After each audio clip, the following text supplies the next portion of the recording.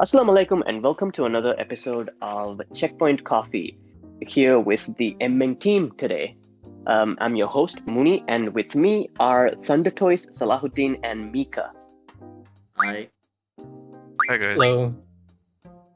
We thought it would be a good idea to get together and talk about this year in gaming.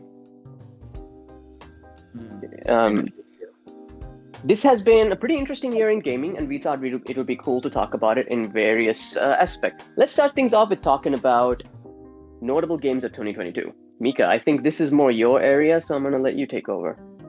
I guess on my end, I'll be taking the topic of what was, or rather, I'll be talking about the most notable game releases of 2022. And we have a bunch of them here, but I don't think we can talk about every one of them. I don't think most of us were actually able to play every one of those notable releases. Yeah, it's been a really good year for gaming in terms of releases. There's been a lot, huh? Yeah, indeed. I mean, I'm sure you're a fan of the Switch RPGs, Live Alive, and everything.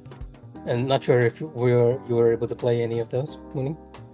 I was able to play the Live Alive demo, and I am still waiting on the proper game itself. Even though it's out, I currently do not have the time to play it, unfortunately, because of some of the other games that are out, right? This year, stuff like Elden Ring, right? And what are some of the other games that you found to be noteworthy? Well, I think the big one for everyone has to be God of War Ragnarok. And I think we do have one person who can specifically talk about this. I'm sure Thunder Toys has a lot of opinions on the matter. Oh, yes, absolutely. Ragnarok was, for me, the most anticipated game of the year, along with Elden Ring, of course. This conversation this year in gaming, if you speak about one of them, the other will come into conversation because comparisons, right? So, yeah, both games, both Elden Ring and God of War Ragnarok, was special game, and they're special games to me. The franchises, very special to me from Soft and the God of War franchise. And for me, particularly, God of War Ragnarok is a special one. The wait was palpable, the anticipation was huge, and the delivery was pretty much, it delivered. There's more on the review of that we made for God of War Ragnarok, which will detail a lot more on what we think the game delivered on, and a few things which I think of note as well. But yeah, for the most part, for me this year the most notable release was God of War Ragnarok. Okay, and since we're talking about the most notable game on the pick, let's keep the other most notable game for a while and talk about something which I consider a bit of a sleeper hit, something which went under the radar of many people, and that would be A Plague Tale Requiem. Oh yes. Yeah. Well, thanks, Mikh'a. I would say that's true. Requiem actually had a huge fight with, Elden Ring, and God of War obviously will always gonna be the shadow behind Mighties. So yeah, I do believe Requiem got sadly the bootleg of the end. But other than that, I would say to anybody who's listening to this podcast, guys, like I have said before, even Plague Tale Requiem is one of the most beautiful games I have played. It's one of the best hidden gems you can play. I would say go for it, play it. It's one of the best games I have. Very much, I'm gonna say it's one of those games where I actually played, regretted, get played to understand more of the story. Still one of the games where I had to consider, wow, this game is beyond my expectations. Nice, very sad, and very heartfelt. This is the sequel to Plague Tale Innocence, right? Yeah. Like, does it deliver as a sequel? Is the big question. I want to ask Thunder Toys about Ragnarok on the same fence, but let's talk about Plague Tale here first. As a sequel, I would say it gives more justice to the story from Innocent to Requiem. It does give a huge justice to the ending. So I would say yes, it does. So like other notable games that I have played, like I would like to mention Gundam Evolution. I got the chance to play it. Ooh. Yeah. To be honest, I'm still disappointed that I'm still not have the ability to. No, actually, not the ability. More like I'm still region locked. So yeah, I got the chance to play on a friend's. He was which region again? Turkish region. So it was really good, to be honest. The flight simulations and the combat quite on par with the what's the word I'm looking for? It's more like armored wars, armored cores. Ah, I see. So you mentioned that it was region locked. Any idea when it's going to be available to the rest of the world?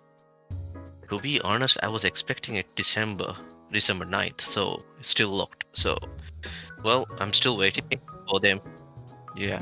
Speaking of sequels, like you mentioned, Plague Tale Requiem being a sequel to Innocence, and we obviously, if we're talking 22, we'll be talking God of War Ragnarok in the coming minutes or so. But I want to mention one particular sequel that suffered an unfortunate situation this year. In terms of its marketing and stuff, it's just bad timing. What I think. I have a feeling I know what you're talking about. Yeah. We're talking about, Yeah. of course, Horizon Forbidden West, which Ah, our team member Iham is a huge fan of. By the way, I'm a huge fan of the game as well, the IP Same as well. here. And you guys should know this. Like Horizon has actually suffered this twice in a row now.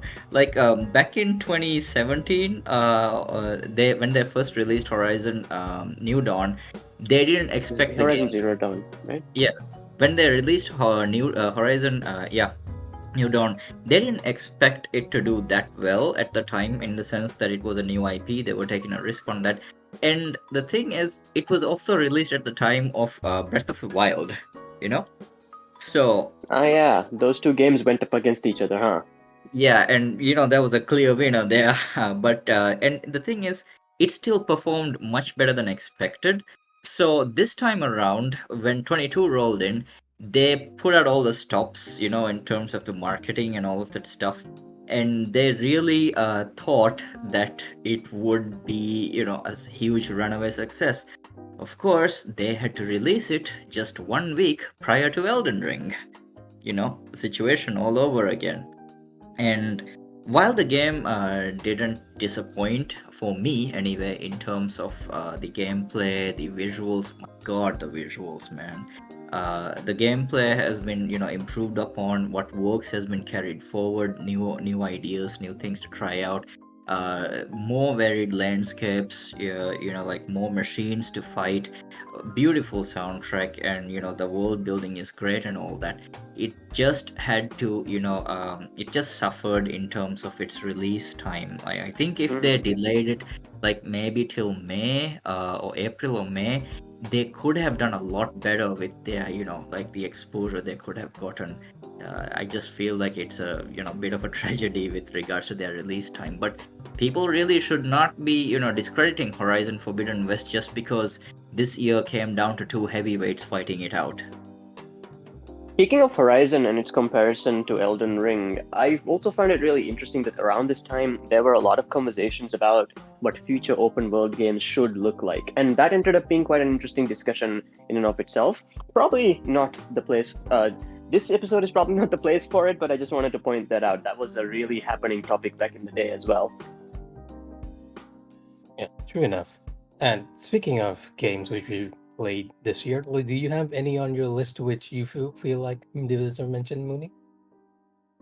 In my case, the early part of the year was pretty much dominated by Elden Ring, after which there was a bit of a gaming drought for me. And then the game that really brought me back into it, strangely enough, was Genshin Impact, right? I want to highlight that I got into playing it this year, and it is apparently the patch 3.0, and it's following updates since then, and they've released a new region and whatnot. And I feel like compared to some of the other earlier game content that I would have to go through to get there, this new region is very fun to be in, very fun to explore. The story was pretty good. I would say compared to the game's standard, it kind of skyrocketed in terms of quality. The music is pretty decent as well. Some interesting characters released. And overall, it ended up being a very nice game to play casually every day for a little bit and just put down when I don't have the time for it. So ended up enjoying it quite a bit. Surprising, but I would say this year of Genshin Impact has been quite strong for them. I guess it's their year too. Speaking of surprises, I have just one more thing to add on this note for notable releases of 22. Yeah, Stray. We're talking about the little cat that could. Yeah, definitely the one of the most surprising indie hits for the year. Yeah, I mean, it was so wholesome, the whole game. It's very simple. You just play a cat that just wants to go from a place to place, well, littered with obstacles, and you approach them like a cat. Think like a cat, move like a cat, be the cat. So much fun. I hear that real cats like the game too. Is that true? Like, not to play, but to watch it. They do, they do. I mean, there have been TikToks and like social media posts about people posting videos and stuff about their cats reacting to strong, cutscenes and gameplay moments within the game. Particularly this one part where the cat falls early on in the game. The cats will try to, try to rescue the cat, and when the cat Aw. disappears, yeah, they go back to their owners, near their feet, and then try, hey man, try to rescue this thing, like it's really really good. Like that game, took this year, I think the middle of this year, like more what you said. Early on, it was Elden Ring. Towards the end, it was God of War Ragnarok. And in the middle, Stray, I think, took the right time, had the right time and the right exposure as well for casuals, people who are not avid gamers. They got in on this and it got a lot more exposure than one would assume. And yeah, it took over for a while. Speaking of indies, I'm gonna rattle off a few notable indies because there have been quite a few this year. Like Neon White is very noticeable on my end. It's like, think of speedrunning levels, but you do it by shooting obstacles. That is the Oh. essence of Neon White. It's a very interesting concept, and it's like really really good on how it got executed. The other indie that I want to talk about, I'm just gonna rattle off these like really quickly, except for one particular one, is Cult of the Lamb. And if you are talking about indie games, Thunder Toys mentioned certain games like spreading to the internet like wildfire, and Hmm. Cult of the Lamp was one of those indie games which just took the world by Yeah. storm. It really did. And while we are talking about games, I also want to mention that this was the year that we got to see Tactics Ogre make its comeback, not just Live Alive. So it's really nice to see that some of these older games are also getting like a new, fresh coat of paint, and some new players might get to play them. It seems that strategy RPGs might be getting a little bit of a small renaissance if the quality holds. It's not just Tactics Ogre either. We got Deerfield Chronicles as well. We haven't had the chance to take a look at it, but it's generally been like if you're an SRPG fan, you've had a good year. Yes, there was also Triangle Strategy, I believe, right? Yes, that's true. I completely forgot about that one. But yeah, good year for SRPG fans. I'm not sure why I'm saying SRGB. Maybe it's the designer in me coming out. Overall, I'd say 2022 has been a year of notable releases, good releases. I think there's something in it for everyone this year, don't you guys think? Yep. Very much Yeah. so. There was one release that I think we all have skipped out, but for me this was very strange and kind of fascinating because the art style and it overall. I don't know whether you guys know this, but Scorn. It was very strange, but it was very different from all the games that I have played. It's kind of creepy, weird, but in many ways the art direction was very unique. What do you guys think? I actually followed this quite a bit, believe it or not. I think the main problem I had was that it's exclusive to PC and Xbox, right? And despite this, I actually watched an entire playthrough of it. It's actually like really unnerving with all the body horror and everything. And that ending is it's definitely something that makes you think. That's for sure. Yeah, one last game, Call of Duty Modern Warfare 2. Oh yeah, Hey, wait a minute. I remember that game being announced about 10 years ago. Like, what? What are you talking about? No, I'm This is- kidding. To be honest, I find it very unique the way they are presenting these games now. Oh, yeah? Though yeah, for me it's refreshing, but I don't know what others feels like.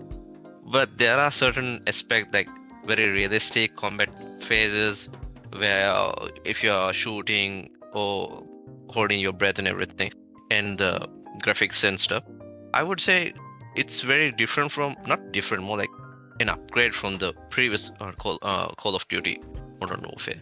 So I like the how the price and especially Ghost and Soap combination. I really liked it. Hmm. Yeah, yeah. I'll just add one thing here to what Saladin said, Moni. Like in the sense that I think we are both fans of the franchise. Me and Saladin. Me particularly with the single player campaign. To be more Hmm. honest about it, because there's something a lot of people may not know, but the single player campaign of the Modern Warfare franchise, as far as the mainstream Modern Warfare, not Ghosts, not Black Ops, take those side entries aside.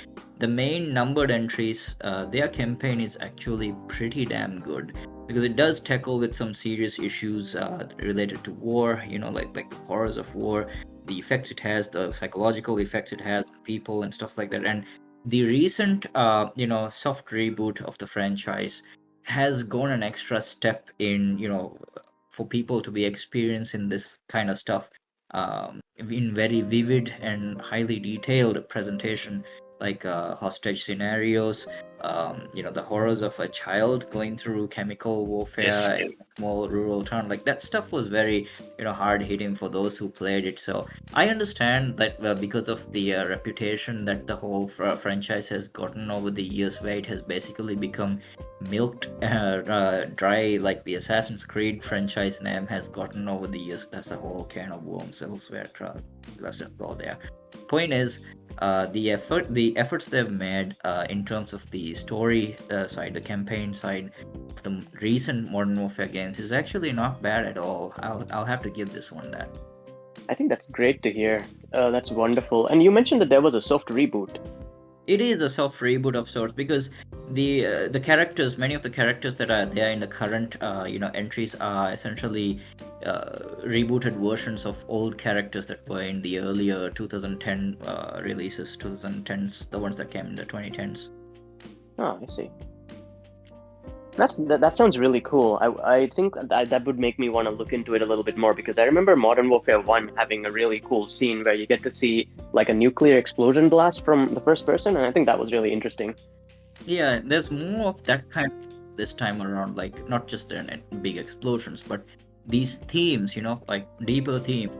I wouldn't necessarily say they hit Spec Ops the Line levels, but I was maybe gonna bring that up, but yeah, okay.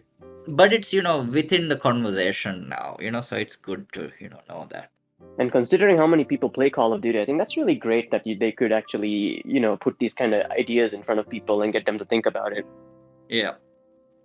Okay, and I think with that, we should be probably. I'm pretty sure that if we had the time, we'll end up talking about all the notable releases of this year. So I'm gonna Yes. shorten it up a bit and pass over what everyone thought of our game of the year, Elden Ring. Yes, Elden Ring for me truly does deserve the accolades that it's gotten. My personal pick was God of War because it gave me an excellent, storytelling, narrative experience coupled with great gameplay, and the whole package was there for me. Although I would tell you that Elden Ring pretty much gives a very good experience as well, a similar experience. And one thing Elden Ring's got going for it, which God of War doesn't, is the replayability value. Like, you finish the game once, there are so many other ways in which you can play Elden Ring. Each experience guaranteeing that you could play it in a different way, take different, go to different places first, which could have different outcomes, play a different build. There's just so much variety in Elden Ring in how you can choose to play it that I don't think any other game this year could have topped in terms of that kind of variety, replayability value. I mean, you don't even need to finish the game, but you can actually start a new build, which is exactly what I kind of have done. I have two characters playing at the same time. Oh, so your build from the time we played earlier this year is very different now, I assume. Yeah, one is a fate build, the other is the one that I played with you guys were the intelligence build. Mm-hmm. Right, what about you guys, Mooney? Did you have any interesting experiences with Elden Ring? I know you started a bit of a journey with Elden Ring on your side, Mooney. Yes. In my case, like Zubair said, Elden Ring is a game with a lot of stuff in it, right? To me, what it brought to the table that I felt had been missing from a lot of games for a while is that sense of adventure, where you don't know what's around the next corner or the next cave or whatever, right?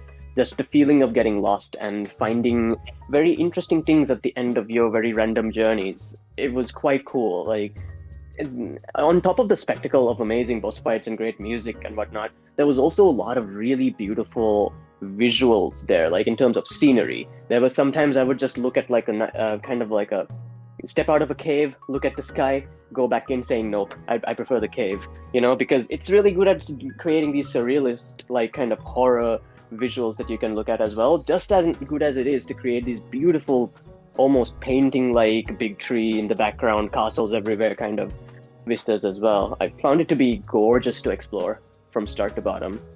And the scale, man. I know, right? It's so wild to think that you can see most of these mountain peaks, and at some point you can go there. Yeah. And the sheer joy of being able to get lost in such a weird world and just find all these strange, interesting characters and items and places and whatnot. It's not exactly new for FromSoft games, but it felt like these guys have been. All the other games they made, it almost felt like experiments for this one, is how it came to me, at least. It came together really well. Yeah, as you mentioned, like the whole experimenting and the stuff that's in there, which typical or the usual FromSoft gamer, like those who have played FromSoft games, would recognize many of these things as familiar territories, but the game managed to still have enough of what is familiar still come off as something that is interesting even for the veteran players. It doesn't come off as as a knockoff. It feels like its own thing, even with Absolutely. I will never forget the first time I opened up a chest, there was a smoke bomb, and suddenly I'm waking up in a random cave. That was an interesting experience, to say the least. And I think many FromSoft fans, Mikh'a, yourself as well, would agree that a lot of us might have gotten paranoid at some points and started hating the chests, right? Exactly. That was something I was doing straight from the start. And they still managed to get us, What about you, Salahuddin? Did you have like any interesting Elden Ring tales for us? I haven't heard you tell us much of your adventure. Well, my adventures are really not that good compared to you all, but I love the game. Gave a try. To be very honest, I haven't played a lot of Soulbones games, but because Thunder Toys asked me to give a try, and I gave an experiment. I liked it. I'm still hoping to buy in a cheaper price to the PC, so I'm waiting for that opportunity. But overall, I love the game. I'm glad you brought that up, Salahuddin, because the PC port of Elden Ring being a very troublesome was a big topic for this year as well. I think one of the members of our team struggled really badly with that, where he couldn't even play it for a very long time until patches came out, and even then it was a little dicey. Did you hear about this? No, yeah, I agree with you. There are issues not only Elden Ring, like basically any of the recent ports that came to the PC has these issues. So yeah, I would say I had a lot of glitches, and I saw a lot of glitch issues where I get stuck in between two walls, and either I'm falling or not falling. I'm like, okay, die or not die. So there was some situations like that, but other than that, it was really awesome game. I mean, it's a scary game, but still, I love the game. It's a FromSoft game. Dying's gonna be part of the process, man. Yep. But I didn't want it to be like stuck in between two walls, like dying or not dying, stuck in between. Like, just So die. Saladin gave it the good old college try, didn't it, guys? Yeah. And that's something I wanted to highlight on Elden Ring as well, since we are speaking praise on that. Elden Ring for me, as a FromSoft gamer, is probably the easiest FromSoft game I played, but that is actually a good thing for me. I think because it's made the game and its genre a lot more accessible to a lot of folks.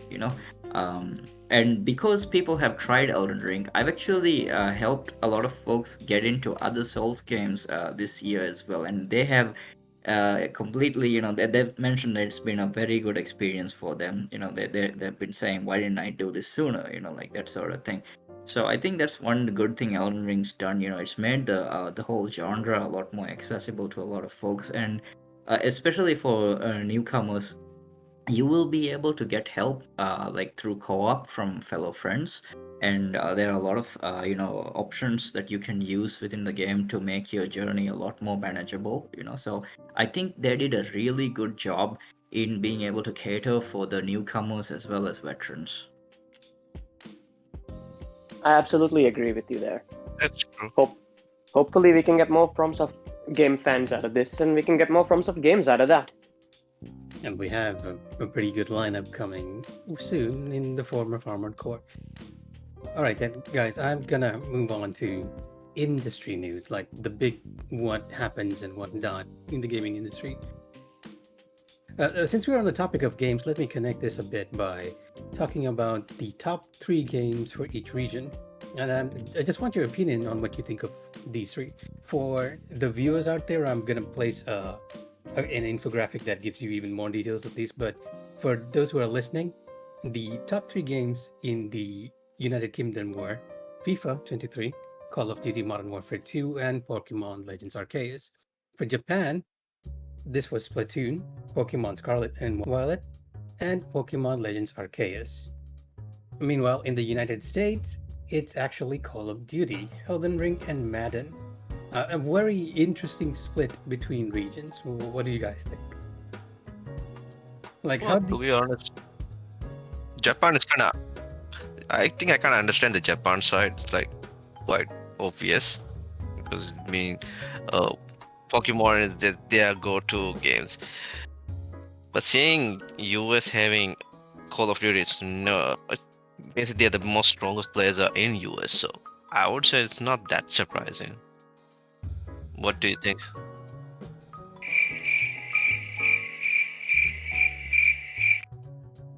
I think I can understand a reason for that actually, Mikh'a. If you think about it, Elden Ring came out pretty early in the year, and if this year had been a drought of games, with Elden Ring being the only notable, game around, then I think it would have outlasted all the way till the end of the year. But across the year, we've had some pretty strong entries here in between us, and with the year ending with God of War Ragnarok, there's been plenty of attention there as well.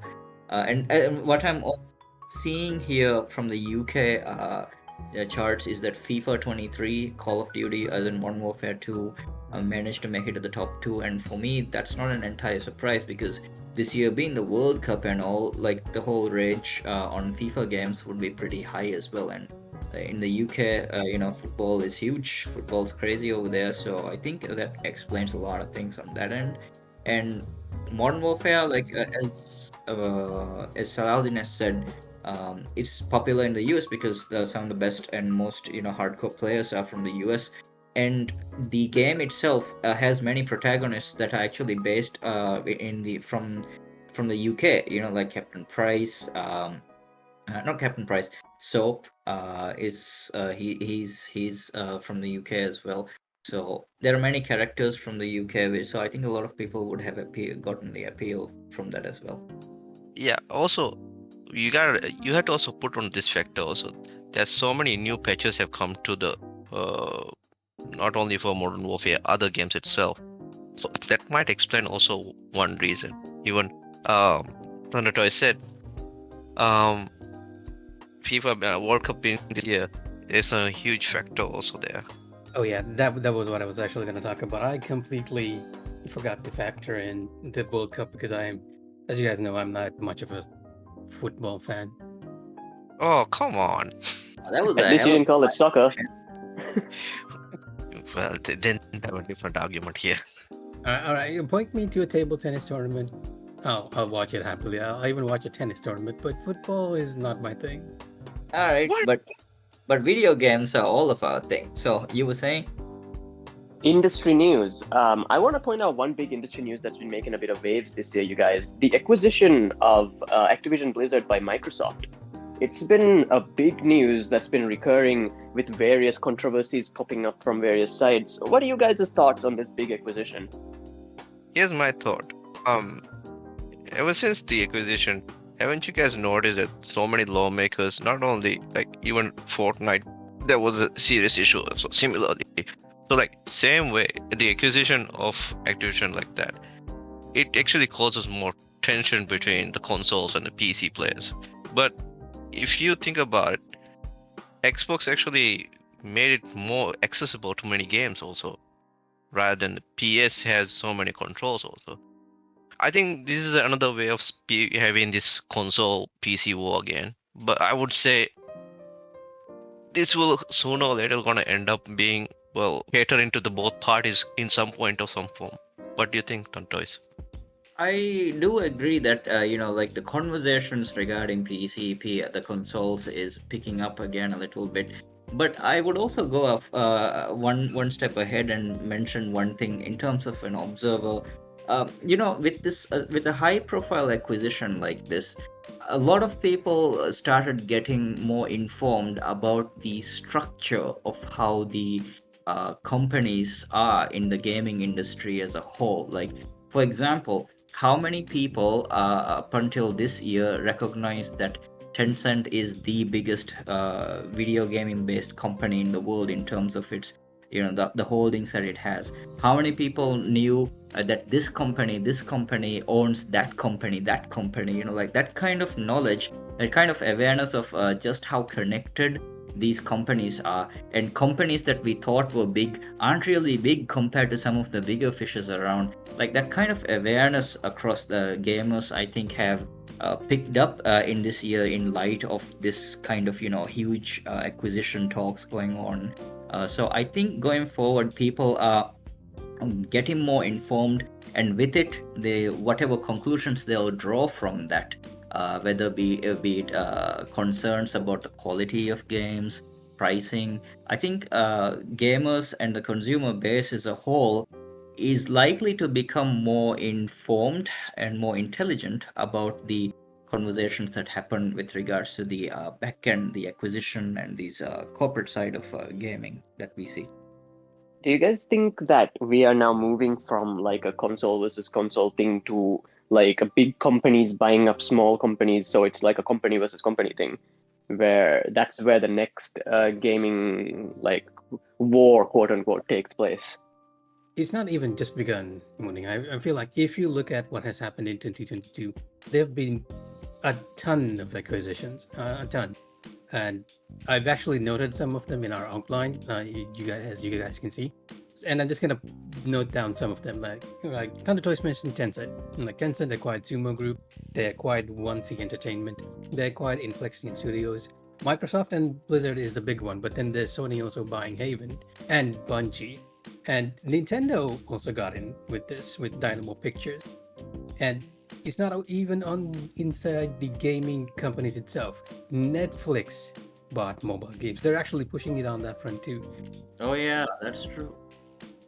So what we are seeing in the gaming industry, you're saying, is like a small reflection of a much wider trend of media conglomeration, where bigger companies are eating up smaller companies and becoming even bigger. Is that what you're saying? Yep, I'm saying that it's not just begun; it's already happening right now.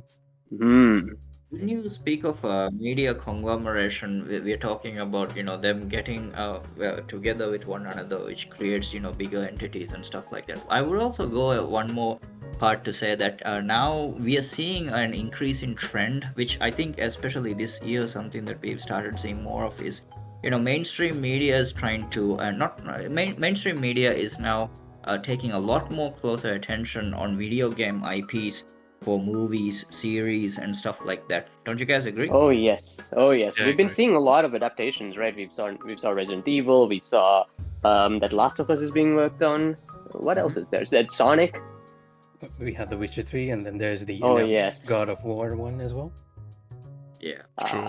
What I want to say is that at least everyone else is buying each other, but not EA. Oh yeah, that's a good point. But yeah, I feel like it's gonna be a matter of time. Like when it comes to EA, I feel like everyone's just waiting. they're playing the waiting game. They're waiting to see just how destructive it can get before they just swoop in and get it.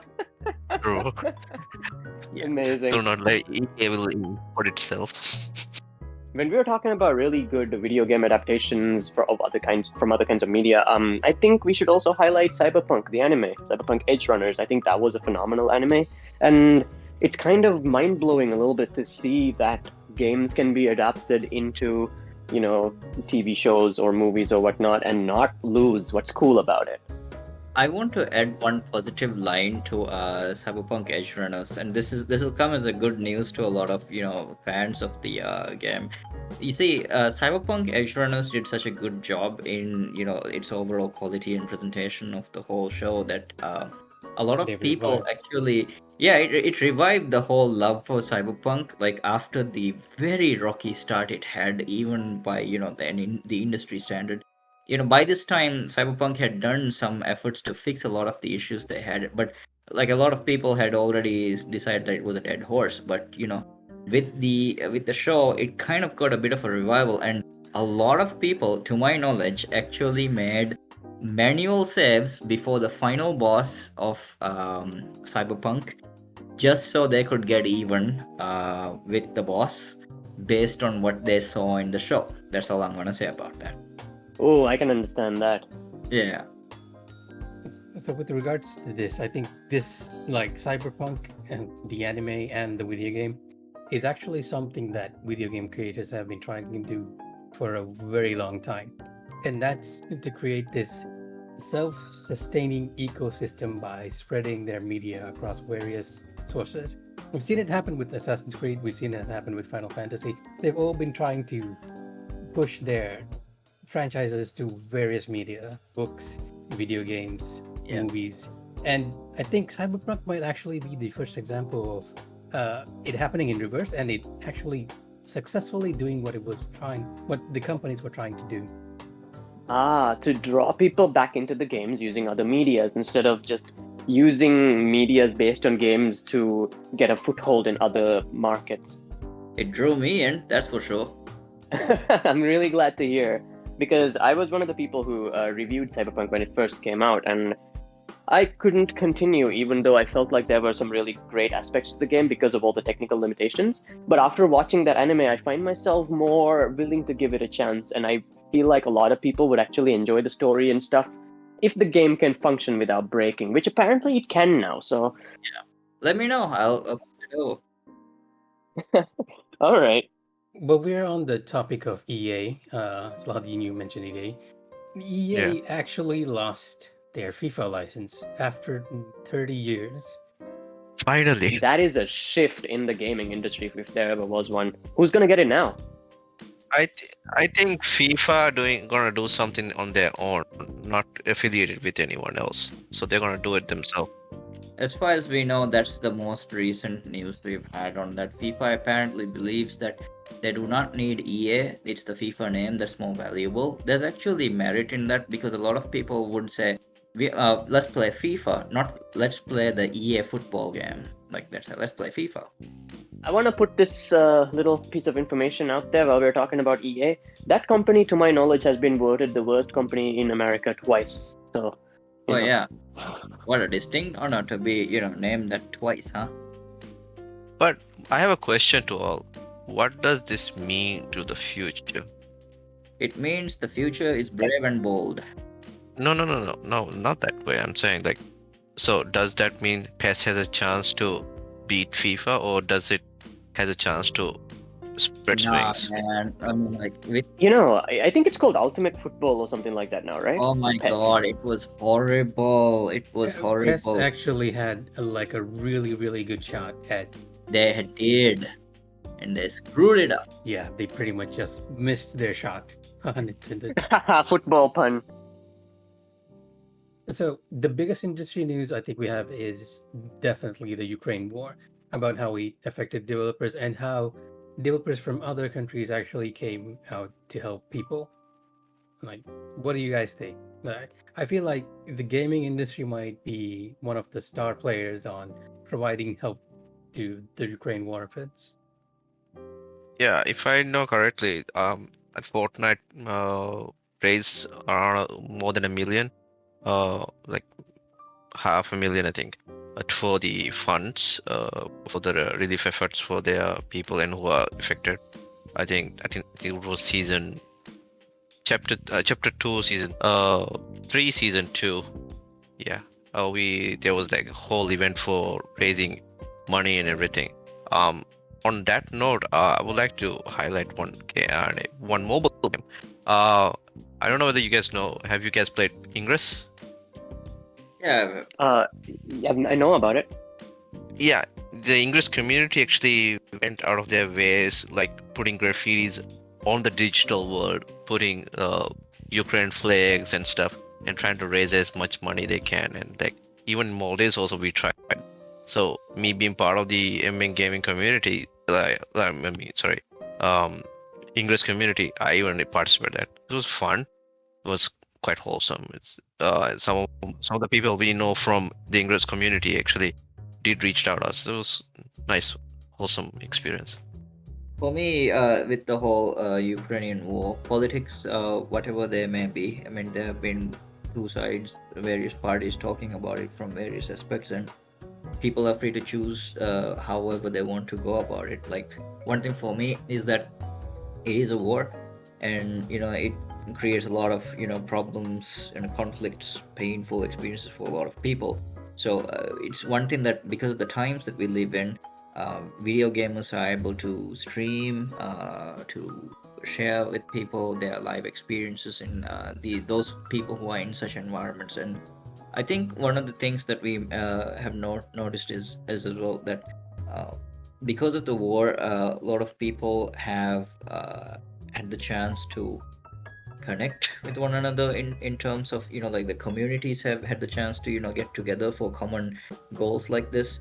And we've also seen some games and some gaming services being cancelled or restricted to Russia, in some parts of Ukraine as well. So that's actually a little bit something to note, that video games are significant enough in the world that when things like this, when conflicts like this happen, that they are in the forefront as well, in the news as well. And yeah. I'm really glad you mentioned that, because that was what I was going to bring up, that there have been a lot of boycotts and various campaigns to support some of the civilians that have been displaced or affected by the war, from the gaming side of things as well. As you said, some services have been denied to Russia, along with some games that are no longer available and stuff like that. And some Ukrainian developers have also been very vocal with their experiences throughout this whole thing. And it's very interesting that gaming, which is one of the newer kind of media out there, is, like you said, able to have a voice now that resonates around the world, where people can see what's really going on and how it is affecting the average person. And I think that aspect of it is something that is very new to us, but it is still something that is available to us now. Speaking of media, like, I think we all forgot to talk about one hell of a media outrage or scandal this year, when we're talking about the GTA leaks. Those Yes. videos, the 50 minutes of work in progress footage, Oh, those are yes. revealed, and the whole fiasco with the blackmailer being a kid who's been hunted down by law enforcement agencies, like, that went out of hand, folks. That went out of hand. But it was quite funny. There was something very interesting about that came to surface because of this. You mentioned that the Activision acquisition news made people more aware of the corporate side of gaming, right? Just the same way, these GTA leaks seem to have kind of brought people into knowledge regarding the design aspects of games, about how they look before the final polish is applied, about how rough some of these models can be, and how that's very normal across the industry. I remember that at the time, there was this interesting thing where a lot of developers were posting their kind of behind the scenes footage of various famous video game scenes like Uncharted and whatnot. And we could see that it was just a bunch of polygons, kind of looking very janky and jiggling about. But when the final product is in front of us, we see that it looks beautiful. It created an interesting discussion about, like, what game development really is about and what the different stages of it are and how the game changes over time, making people more aware of these things as well. Yeah, I also I agree with that. I also feel that there's one other thing which I observed as somebody who saw this thing, from a bit of a distance. Because when the leaks first came out, a lot of people got in contact with me and said, "Hey, you want to see this stuff? You want to see?" I said, "No, I don't." And it's not necessarily because I have a disdain for some of the decisions that Rockstar has taken over the recent years with regards to how they've treated the GTA IP or things like that. Like, that is there. I would tell you that I am quite frankly a little bit jaded by how the approach they've taken with the GTA IP. I understand it's very profitable with the online approach they're taking, but for me, the heart and soul of the Grand Theft Auto games for me came from the experiences that I've had playing, the good old games like Vice City, San Andreas. A single player experience with the kooky characters and the weird radio stations and the explosive random chaos. Highly unapologetic radio stations. Like, I still have, I've still memorized. I still have it in my memory. One for one, I have in my memory the entire script of VCPR. I still have it in my head. It lives rent free in my head, man. Like, and now the thing is, when the leaks came out, people were telling me like, "Do you want to see this stuff?" I'm like, no, not really. I'm not that interested in it because, one, I do trust Rockstar enough, regardless of whatever direction they're taking, that they are competent developers. So whatever game they're putting out, when it's out, it'll be good. So I have that kind of confidence in them with regards to that aspect, even though I may not like the direction. But the other thing I started hearing was, how a lot of developers were not happy with the fact that a lot of their hard work is now exposed. Like, it's a pretty sad, end of the bargain. Like, sorry, it's a pretty bad deal for the developer side. Like, these folks, they put in their heart and soul into a lot of this stuff, and then this stuff gets exposed, and some of them get unfair criticisms. Like, some of their properties might even be, imitated or taken. It's a very unfortunate end of the deal for the dev side, I think. Yes. Something that I think we don't usually talk about as gamers a lot is that we don't realize just how much hard work goes behind the scenes. Like how much hard work it takes to actually get this stuff to the state that we played in. All right. So after all that industry news of 2022, I think it would be really cool to check out some Emmen Gaming news of 2022, some of our highlights. So I'm going to tell you guys some cool stuff about our website and YouTube channel to just let you know how we were doing this year, all right? So it seems that overall we've had a lot more visitors this year, and views are also doing pretty good.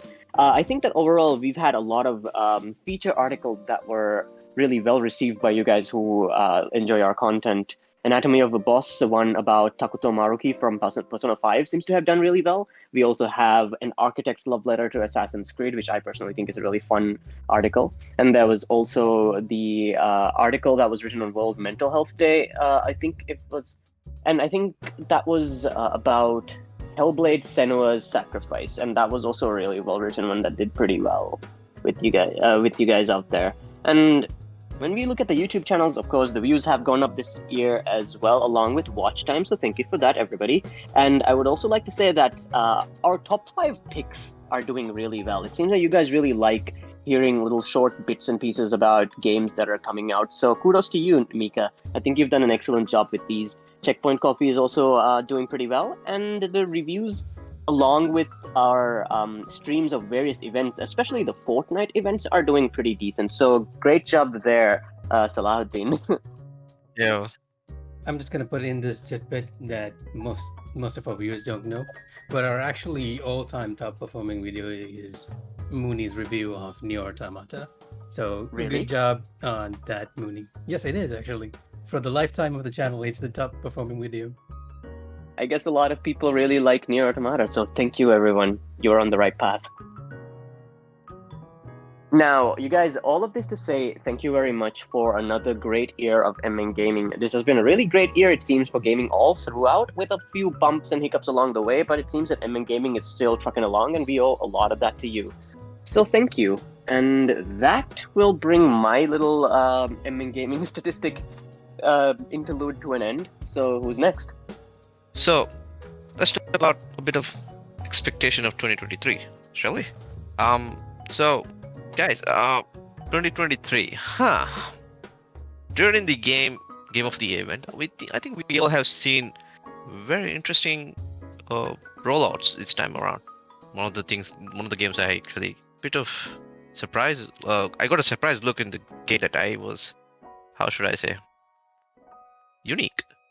Is Banishers, Ghost of the New Age. So I was quite surprised because for me, a horror game where you can spell cast, you can fight ghost. For me, it's kind of very unique. I haven't seen a game like that. Witcher 3 says hi.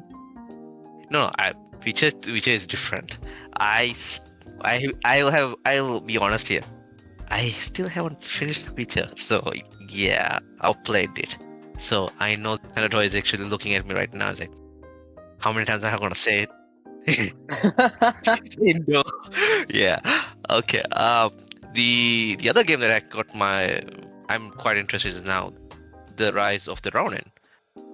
It's a Sony game, Sony PS exclusive, but for me, it has the vibe that was given by from Ghost of Tsushima. Tsushima. Yeah. For me, the way the play style, there's a bit of how should I say, not Dynastic Warriors, but the way the flow of the game, it's quite similar to Ghost of Tsushima. The third game that I kind of notice is Nightingale. Okay, this might be a fun joke for you guys, but when I was looking at, I don't know why Mary Poppins came into my mind. Oh, okay. I don't know about the others, but it definitely came into my mind. I was like, why is that person with an umbrella and the floating? I was like, that's where the Mary Poppins was like.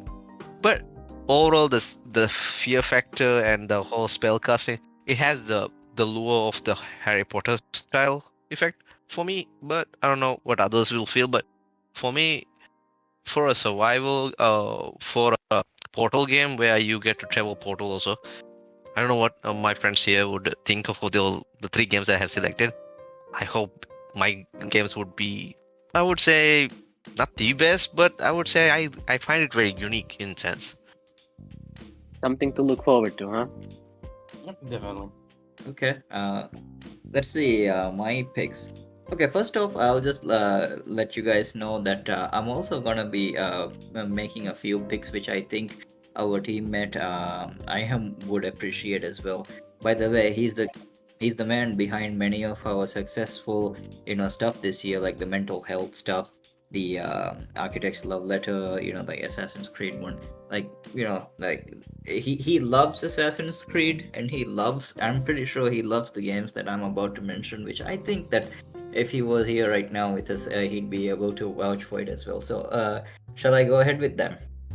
Go ahead. Means Right, so I feel that Iham would definitely be one to pick Persona 4 Golden. That's coming in January, as well as Yes. in SMT Persona 3 Portable is also coming in January as well. So I think he's gonna be a happy camper this January. I think for anybody who loves Persona and the SMT, I know you love the stuff, Moni, right? So I do. I got this to say about this, right? So, Persona 3 and 4 are considered to be some of these really good games in the series that a lot of newbies can easily pick up and play. And this new release of these games will allow them to kind of find them on modern, PCs and some of the consoles as well. So it's another great opportunity to just try out a really good and very unique JRPG that has captured a lot of people's hearts, and I think it'll be great. Hopefully, it'll be with the same level of quality in terms of technical stuff on PC as well. So we'll see. yeah, I hope it'll be a good one. So the next pick I have is actually Star Wars Jedi Survival.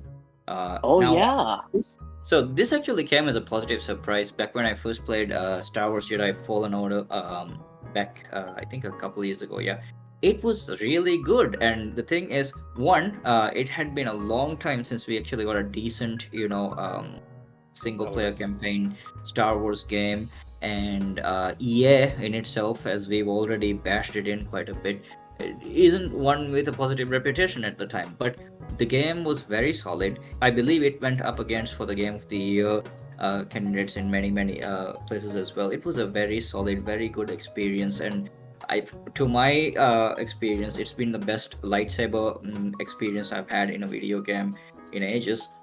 So with the as Saladin also mentioned, in the Game Awards, we got a trailer for that, and it's been a pretty good one. Can see good gameplay improvements, changes, which I think for Star Wars fans and action game enthusiasts, this is gonna be one to look forward to.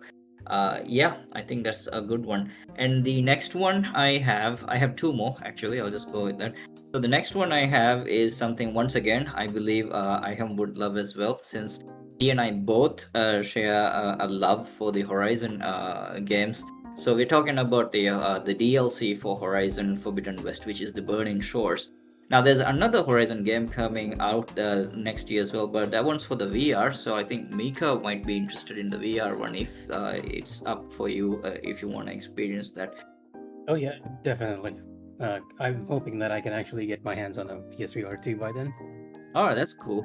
Right. So, Burning Shores for me is an interesting one because ever since I first played Horizon Zero Dawn, me and my sister, who are huge fans of this game, we wanted to fight that giant, Leviathan, octopus, kraken-like creature.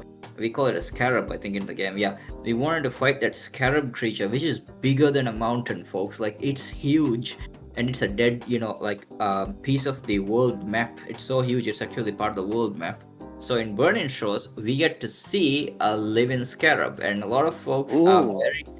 very excited at the prospect of being able to fight one because, and this is for spoiler, I suppose, for those who haven't played it yet. But towards the end of Forbidden West, Aloy actually gets the ability to fly using one of the machines. So a huge aerial, scale battle. I'm really looking forward to that sort of thing if that's what's in store in Burning Shores. And finally, the one last thing which I'm just gonna say once again, I think I'll be speaking for Iham here when I say the Assassin's Creed Mirage. Assassin's Creed Mirage is gonna be something that I think folks can look forward to. Personally, I am a little bit fatigued with the Assassin's Creed franchise at this point because of Valhalla. I have nothing nice to say about it. I'll just leave it there. Your hatred is well known, my friend. Yeah, but I suppose the appeal here is coming from the fact that one, Basim is actually one of the more entertaining and well fleshed out characters from Valhalla that we can see of, and the setting itself is it harkens back to the original first Assassin's Creed settings, and so I think a lot of folks are counting on the nostalgia and the promise that it would be more similar to the old school formats of gameplay, which I don't know. I trust Ubisoft as much as I can throw a rock or my arm, like a stone's throw distance. So, Speaking of which, there are some positives I could point out about the game that I've been looking into that I think might go a little way towards making you a bit more hopeful. Do you want to hear them? oh yeah, please. I'm never against hearing positive. Okay, so from the beginning, Assassin's Creed Mirage has been described as a smaller Assassin's Creed title, right? That the game's length would be about 15 to 20 hours, similar to the older games in the franchise, and it was designed apparently to celebrate the 15th anniversary of the game series. Now, another thing is that it is set in 9th century Baghdad during the Islamic Golden Age, and as you said, it will follow Basim. Now, as you said, having it be a shorter game, having it be more concentrated in one really well-built city might go a little bit towards making it a bit more appealing, Maybe they wouldn't pad it out with like hundreds and hundreds of very identical missions and forcing you to kind of do side content before you qualify to do the main content and whatnot. And it seems that the negative reaction they had to these sort of games might have sunk in to some point. And at least design-wise, looking at the various architecture, looking at the various costumes and the culture present, it looks to be a very beautiful game. Yeah, I totally agree with you on that aspect, like the architecture and stuff. That looks good because 9th century Baghdad. Like if folks want to check on this from a historical check, is a pretty well made city, like architecturally speaking. So it would be really interesting to see ourselves in that timeline. It would certainly be fresh. And the thing is, as you mentioned, if they are focusing on one well built city, I'm gonna take a leaf out of GTA 4 actually. This might not be an unpopular opinion, but I personally love GTA 4 more than GTA 5 because GTA 4 focused on building that one city with a couple more smaller cities around, and they actually fleshed it out really well. My personal view is that more than GTA 5, GTA 4 had a more functional city, a metropolis feel to it when you moved around in the game. And if that is the case, if they are gonna go in a similar vein and construct the city of Baghdad into a lot more living city with people with things to do, places to be in such a engaging fashion, then I think it's something worth looking forward to. And the thing is, while I have become a lot more disillusioned with the Assassin's Creed franchise thanks to the direction that the developers have taken over the years, not in the sense that the RPG approach, like, because Odyssey is one of my favorite games of all time, like, because I loved it as an action game. But and I think we've even had our internal debates about this as well, like Assassin's Creed, the theme, the spirit of the franchise, is it alive and well now? And the thing is, my stance of it simply comes from a gamer who simply wants a good game to play. But here we are at a point where finally both schools may be satisfied in going forward. Maybe we'll get a really good game that could also be a really good Assassin's Creed game, and if that is the direction that it goes, then I am more than happy to give it a shot that way. Absolutely. I think I'm hopeful for this one. It seems like everything they've said about it so far is that they're going back to their roots. They're focusing more on the stealth. So there's a chance this could be not bad. So let's hope for that. Yeah, we got a couple more to speak on, but let's hear from Mikh'a. What do you got? Okay, I'll probably keep my list very short. I'm not sure why none of you mentioned this because I'm like 100% sure like all of you here are looking forward to this. But Hogwarts Legacy. Oh yeah, I absolutely knew that one, but I felt like you were definitely more hyped about that than I was from the start, so I felt you gotta speak on that. No, thanks. There's actually a very good reason for this. I love the older Harry Potter games, like Of the course, yeah, they the, were the great, first man. ones. With the late, Gryffindor, am I right? Yeah, you, and you still those remember the spells, don't you? I do. those freaking beans. Yeah. Worked And I, hard for them, that's for sure. and I feel like Hogwarts Legacy might be a return to form for it. Like there was some mixed news with the Defense Against the Dark Arts pack, but everything I've seen of it has been pretty positive. Speaking of which, I recently had the opportunity to check out this like 30 or 40-minute gameplay trailer, right? I guess you could call it a gameplay showcase, where the devs were basically talking about the game and showing off some of the aspects of it. And it looks like it's a pretty solid open world game. You can, fly around on brooms or on flying mounts, which was really cool. And you get to like do dueling with other wizards and various magical creatures. You get to use potions like it's The Witcher, or strangely enough, plants, like their weapons. That was pretty cool. And it seems that it's not just Hogwarts that gets a lot of love and care. All the areas around it have little villages with little NPC side quests and a lot of interactable stuff going on. And Hogwarts itself is fully realized as well. On top of that, If I may make a quick confession here, okay? Uh-huh. Back when we were kids and when the Harry Potter books came out, right? And I was reading them for the first time, and a couple of times after that as well. As I read them, I used to imagine, I think this was the time when Final Fantasy X, was coming out, and I always used to imagine like if Harry Potter was projected in an open world, and I the only frame of reference I had at the time was games like GTA Vice City or Final Fantasy X. So I used to think, what if Harry Potter, the story that I'm reading right now, took place in a more open world where you have an HP bar and that sort of thing. And I used to imagine the stuff in the books when the battles took place. I used to imagine like, okay, let's go in the classic RPG, like good guys on this side, right. So and the thing is, now when we actually see in this, I feel like, hey, this is kind of like that thing which I imagined as a kid. We actually getting a more fleshed out Harry Potter world, like the Hogwarts legacy, presenting the castle, the villages, and all that stuff. It's all really good. And as I mentioned before, I was skeptical when they first announced it, but through Mikha''s convincing, he's been very hopeful about this. And you know what? It's infectious. I am on board. Thank you.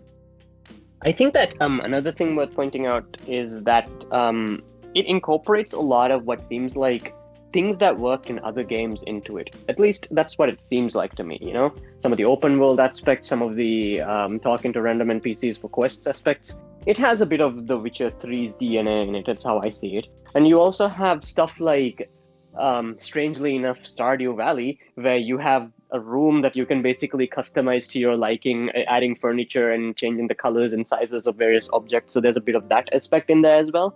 It's a lot. For a Harry Potter fan, it's a lot. Like you're seeing it take all the good things from the other games and just putting it in there. I'm not saying it's unoriginal. I'm just saying that it feels like it's learned from a lot of other games, which sounds good, right? It's Yeah, a good thing, like you pick what works from other games. It's not a bad thing, like the best of the best tend to do that. yeah, exactly. And that's, I think, the reason why I think most of us are really hopeful, because it's starting to look like it's really good. But yeah, just don't mess this up, guys. I'm really looking forward to this. All right, what's next? I guess with that out of the way, let's talk about my next pick, and I think most everyone here can kind of guess what it is. It's Final Fantasy 16. 16. Shocker. I don't think anyone's surprised here. Like, I've been pushing it pretty positive actually, but I'm really hesitant. Like, over if you look at the mainline series for Final Fantasy, it hasn't been performing like really good. But one of the reasons why I'm really hopeful for this one as well is because it's being directed by Yoshi P, Yes. who's in charge of Final Fantasy 14, and he's done a great job with that MMO. Absolutely. I was just saying that, yeah, that's a name I can trust, like Hidetaka Miyazaki. Exactly. Yoshi P is a director that I've known to be behind one of the biggest success stories in gaming, right? Turning Final Fantasy XIV into the success that it is today. And I think that is a really good point as well. And on top of that, the other members of the production crew that we know, like the battle designers and the story writers and whatnot, and they all seem to be the best of the best. I think the current battle designer is the person who did the battle design for Devil May Cry 5, and that game was really fun to play, so it bodes well for the Final Fantasy series. Although, there is something to be said about how not traditional RPG it is anymore, but I think this was where it was trying to go for a long time, huh? Yep, I feel like that's where they've been trying to go since 15, or maybe even like 13? 13. Yeah. Yeah, I'd say 13. I'd say 13 took that step. When it comes down to it, a lot of the team from 14 is carrying out, and I know it's not a game that's talked about much in our Maldivian circles, but among the Final Fantasies out there, I'd say that 14 storyline, its gameplay, like almost everything, like it's currently my highest rated Final Fantasy. And that's the whole reason why I feel like the production team behind it being on an actual mainline single player game bodes like really, really well for it. So here's hoping. All right. Yeah. During Plague Tale Requiem, there was one game that actually silently was unveiled. Even I actually even shared with you all. It's called Blight Survival. It's a co-op game. 4 players can join and play. It's PC-based game. Yeah. Also, I hope this comes to console also. So for me, what caught my attention was the graphics and the gameplay. Again, okay, this is also a rat-infested game, so it has blight. So yeah, so it's same settings as Requiem. early 1300s. So the storylines and the combat is very similar to the For Honor. You get to have arrows and bows and arrows and stuff. And the no, the most interesting part of this is made by Icelandic people. So Oh. I mean, gaming community. So it's a brand new community of gamers, game developers. So for me, the very fact that I actually have the same style of game design, gameplay mechanics towards Requiem, I have high hopes for this. But then again, I'm actually quite suspicious about why. Just as the story ended to the Requiem, a similar game that came out.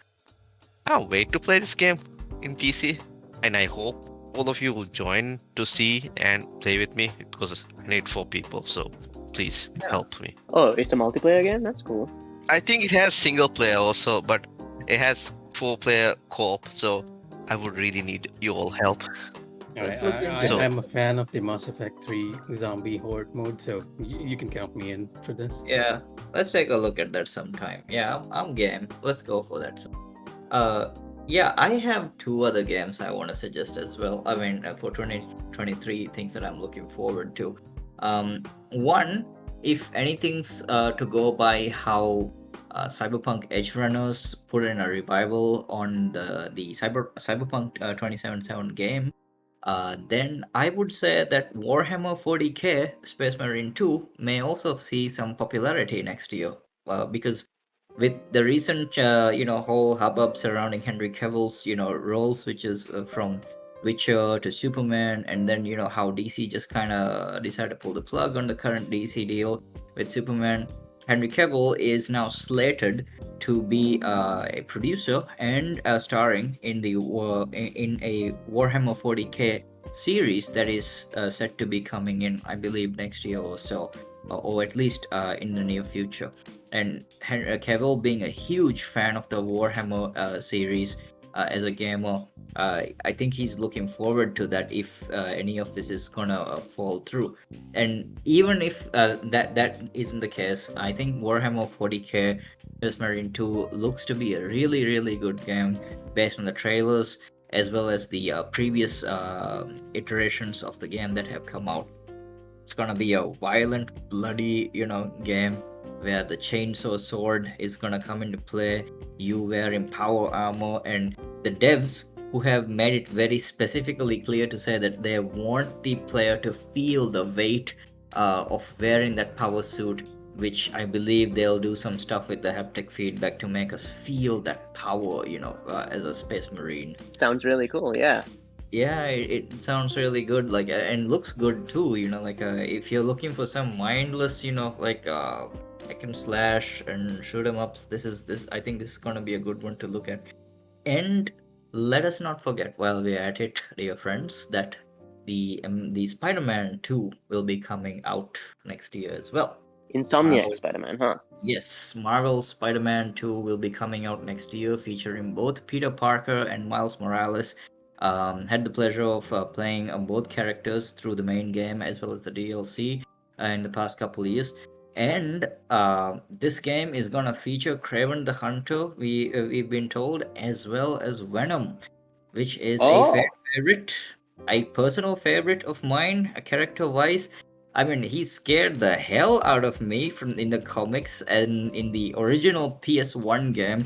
Like, it just, you can't detect him with spider sense. He's huge. He wants to eat you. He can just turn invisible whenever he wants. And dear God, now if you put that in modern day graphics and modern day mechanics, you are going to have a monstrous version of Venom appearing now, and I cannot wait for it. Now, it may not seem very obvious from the outside, but you guys, if you think about it, what'll happen in Spider-Man 3 has been already revealed. You see, in Spider-Man 1, there was only one Spider-Man, but now with the DLC for Spider-Man 2, we have 2 Spider-Man, and then we have Venom. So in Spider-Man 3, there's going to be 3 Spider-Man, and one of them is going to be the Venom suit. That's my prediction. And it's just going to keep increasing until we get to the Spider-Verse, I think. I'm joking. Believe it or not, the Spider-Verse thing might actually be I'm not sure how many of our viewers know this, but the original Spider-Man animation actually ends on a cliffhanger where he goes into the multiverse with Madam Web. Oh, I remember that. But can I tell you something? I don't know whether you guys noticed something in the trailer, but it has Omniverse. For me, it feels like it has Omniverse written all over it. I don't know whether you guys know this. Fortnite and some of the Spider-Man game, I think they are doing a collab because of this. And one of those scenes, you can literally see the suit. Yeah, for the reflection, right? Yeah, not only for reflection. There is, I think, a fight between Miles Morales and the Fortnite Spider-Man. So I believe Yes. that is happening in the Spider-Verse. So I'm kind of fascinated to see how they're gonna pitch Omniverse into this. I didn't notice that, but hey, if I missed it, that's one thing, but it's cool. I mean, but I do agree with the part that you mentioned in regards to Fortnite and collaborations, like which is something which I think usually hints at things that are to come. I think since we are on the topic as well, might as well mention that Fortnite itself is actually a game that has a huge lore, right, Salahuddin? Yeah. The fact that the Fortnite's Spider-Man could be treated as a unique Spider-Man to the Spider-Man that we are experiencing is totally a thing now, with the Spider-Verse being a thing. It's cool. Let's see. Yeah, that's the thing is for me, you always want to see a fight between Superman and the Iron Man or somewhere or sometime. Or Batman versus, yeah, I don't know why I have this feeling where some point in time we might be able to see that dream come true. Because if that's the reality that they are pitching into, that's an interesting reality I want to see. Folks, you gotta know. If we talk about Fortnite, Salahuddin is gonna go off. Like the man is a lore, nut on Fortnite. No, the thing is, Fortnite, I, it's kind of huge story. I actually realized it later how big this is, so I'm not gonna talk about this right now. But all I know is Zero Yeah. Point is actually a lot more complicated than I thought. So I would say, whoever's playing Fortnite or any games, give it a chance to the lore itself. Like in uh, For Honor, even the lore is very unique also in that sense. That's fair enough. Yeah, because I would say, in all jokes and any of the speculations aside, Fortnite's actually done a pretty impressive job of staying around in relevance with regards to the collaborations they make with many of the games and the media and many of the IPs around. So it's impressive. I'll give you that. I'll give you that. It's impressive and underhanded a bit, but okay, that's a topic for another time. Yeah, Yes. but I know for one fact Mikh'a would be interested, but still not the best multiplayer game around. I know he's looking. Yes, Final Fantasy is. It's a different thing, so yeah. All right, on that note, you guys, I want to go through a little bit of a speed round of games that are coming out this coming year. Some of them I'm looking forward to, some of them I feel so-so about, but let's see. Street Fighter 6 is coming out next year. We have Starfield by Bethesda. So it's $70 now, but the bugs are free. We wrote an article about that. What has Rocksteady been doing since Batman? They've been making Suicide Squad Kill the Justice League. You guys interested in this one? I've heard, but I've not really looked much into it. But I'm, cautiously optimistic about it.